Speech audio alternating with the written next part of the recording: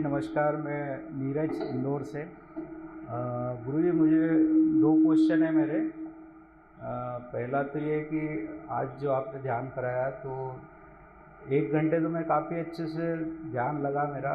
उसके बाद से फिर शरीर ने साथ नहीं दिया। तो ऐसा पहली बार हो रहा है कि इतने टाइम मैं काफ़ी टाइम बैठ सकता हूँ ध्यान में, बाकी इस बार मैं बैठ नहीं पाया। तो इसका वजह कुछ नहीं है। कभी कभी ऐसा होता है, घर में लोगों का ध्यान लगता है, यहाँ पे कभी नहीं लगता है। कभी लोग चिल्लाने लगते हैं, रोने लगते हैं, इससे भी किसी का ध्यान भटक जाता है। कोई चिल्लाने रोने लगते हैं, उससे और एकाग्र हो जाते हैं और उनकी भी कुछ अंदर की ओर गति और तेज़ हो जाती है, ऐसा भी होता है। कभी कभी आप 1 घंटा ध्यान में बैठे, उसके बाद शरीर साथ नहीं दे रहा, ये स्वाभाविक बात है। शाम को देगा, कल सुबह देगा, ये बड़ी बात नहीं है। अगर साथ नहीं दे रहा है तो आँख खोल के चुपचाप बैठ जाइए, देखने लगे क्या क्या गुरुजी होगा। जैसे जिसकी मन की भावनाएं जैसे निकलती है सभी की, तो जैसे कुछ लोगों की जैसे जो रो रहे थे, तो ये सुनिए, पहले सुनिए। कुछ लोग तो मन की भावना से रो रहे थे। हाँ, क्योंकि एक्चुअली वो अंदर का जो जागरण है उससे सुनिए रोने का सुनिए, कोई वही बात संबंध बता नहीं रहा है। हूँ, आपको पूछने से पहले बता रहा हूँ, सुन लीजिए। आप भ्रमित हो रहे हैं एक चीज़ से। मन की भावना से लोग रोते हैं, ये बात सही है, लेकिन जब जागृत होते हैं, इस पे एक वीडियो भी है, जब कुंडलिनी शक्ति जागृत होती है तो उसके सिम्टम्स ढेर सारे होते हैं। भावना से अंदर पूरे शरीर में एक इलेक्ट्रिक वाइब्रेशन नहीं होता है।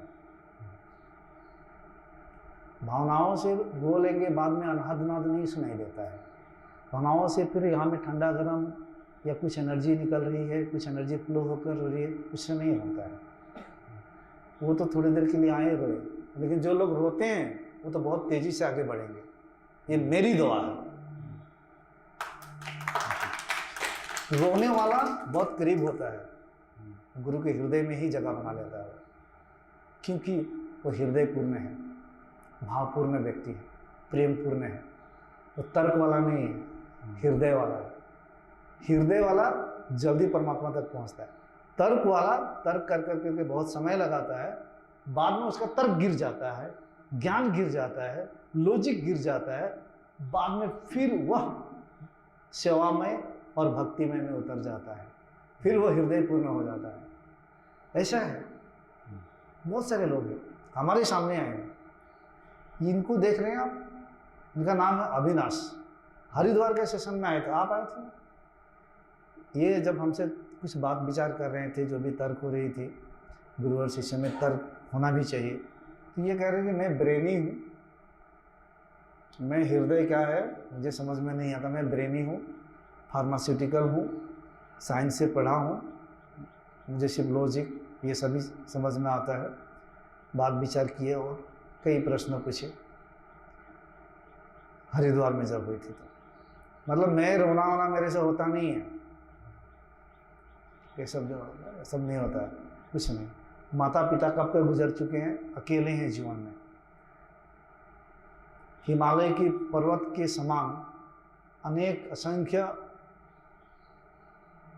दुख का पहाड़ अभी भी इनका टूटा हुआ है, लेकिन निकल रहे हैं तेजी से, ऐसे व्यक्ति। लेकिन इमोशन लेस, एक तो इमोशन हर बातों में गुस्सा हो गया, झगड़ा कर दिया, एक तो परमात्मा की याद में कोई एनर्जी स्पर्श की, हृदय को छुआ, उस प्रेम को छुआ, उसके वजह से भी लोगों की आंखों में आंसू आती है। वो जिसके आती है उसी को समझ में, जिसके नहीं आती है उसको हमेशा लगेगा ये कुछ नहीं। हाँ, क्योंकि हम 3 दिन तक मेरे आंखों से आंसू निरंतर बहते रहते थे। लोग तो साधारण आदमी देखेगा तो बोलेगा ये पागल की तरह क्या बैठे रहता है, रोते रहता है, दौड़ो भागो काम करो, ये क्या बैठे रहे, उदास होकर बैठा है, आंसू से रो क्यों रहेगा। बोलते भी थे, एग्जीक्यूटिव इंजीनियर मेरे पास में बोलते, क्यों उदास हो कैसे बैठे रहते हो, दुखी हो गए हो, क्योंकि शुरुआती में तो दुखी होते हैं लोग, कई नहीं होते। तो गुरु जी सेकेंड सुन लीजिए आपको। अब ये उनके बाद 2-3 शिविर में आए, दूसरा तीसरा शिविर थर्ड था। अच्छा, एक बार आके चले गए, कुछ नहीं हुआ। दूसरा बार आए तभी भी हाँ, दूसरी बार में आपको एक साथ कलेक्टिवली किया था ना, तो इनका कुछ बन नहीं रहा था, तो इनके साथ हम एक स्पेशल क्रिया किए थे। चेयर पे ऐसे ही बैठे थे, जब एक साथ सब लोगों को मैं लेकर जब एनर्जी को ट्रांसमिट की, तो चेयर से ऐसे ऐसे कपने लगे जो ब्रेनी कहने वाले।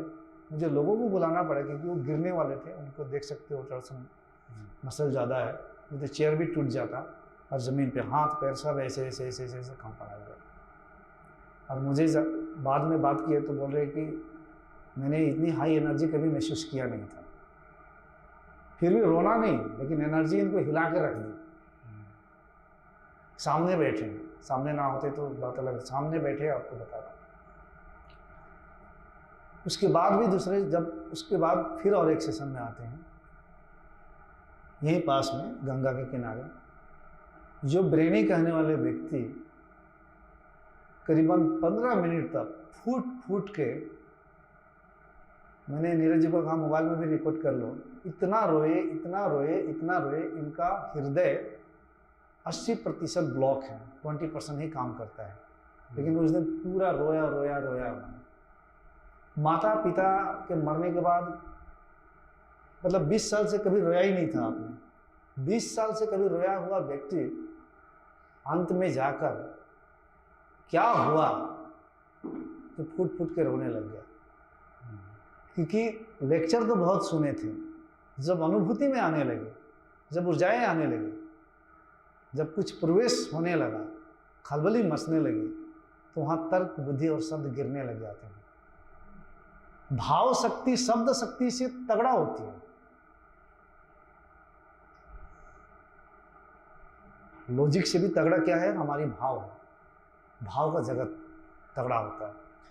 तो अब इसको भाव कहे या कुछ भी कहे या हार्ट चक्र का खुलना कहे, तो ये रोना हो गया। तो मैं आपके ही प्रश्न के माध्यम से सभी लोगों का भी कुछ मन में जो है उसको निवारण कर रहा हूँ। इसीलिए कभी कभी तो रोना कभी इमोशन के वजह से आएगा, कभी कभी जब शक्ति जागृत होती है तो भी कंपन होने लगता है, लोग चिल्लाने लगते हैं, रोने लगते हैं। उसके बाद की जीवन बदल जाता है, बात पहले जैसा नहीं रहता है।